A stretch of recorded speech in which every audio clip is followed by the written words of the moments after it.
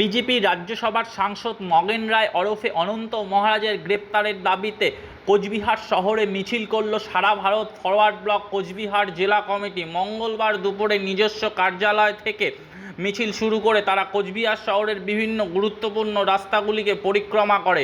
প্রসঙ্গত, সাম্প্রতিক সময়ে নেতাজি সুভাষচন্দ্র বসুকে নিয়ে কুরুচিকর মন্তব্য করেন তিনি। তার এই মন্তব্যের পরেই রাজনৈতিক মহলে নানান প্রশ্ন উঠতে শুরু করে, যা নিয়ে রাজ্য রাজনীতিতেও জলঘোলা হয়।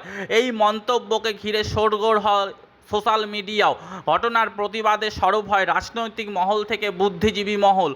এদিন নিন্দনীয় এই ঘটনার প্রতিবাদ জানিয়ে সারা ভারত ফরওয়ার্ড ব্লকের পক্ষ থেকে কোচবিহার কোতোয়ালি থানায় সাংসদ নগেন রায় ওরফে অনন্ত মহারাজের নামে এফআইআরও দায়ের করা হয়। আজকে আমরা ফরওয়ার্ড ব্লকের জেলা কমিটির পক্ষ থেকে সাংসদ নগেন রায়, বিজেপির সাংসদ রাজ্যসভার, তিনি কয়েকদিন আগে নেতাদের সম্পর্কে অবমাননাকর মন্তব্য করেছেন।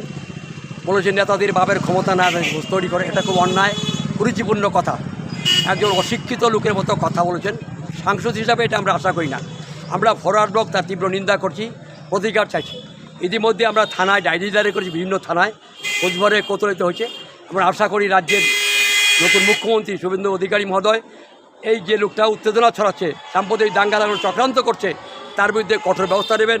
কেন্দ্রে বিজেপির কাছে আমি আবেদন, অবিলম্বে নগেন রায়ের সাংসদ পদ যাতে খারিজ হয়, তার জন্য তারা উদ্যোগ নেবেন। এই দাবিতে আজকে আমরা কোচবিহার শহরে ভিক্ষার মিছিল করছি ফরওয়ার্ড ব্লকের পক্ষ থেকে। কোথায়, কত দূর যাবে এই মিছিল? এখান থেকে যাবে হরিশপাল হয়ে, কাচারি মোড় হয়ে, এসপি ডিএম হয়ে, শহীদবাগ হয়ে এখানে এসে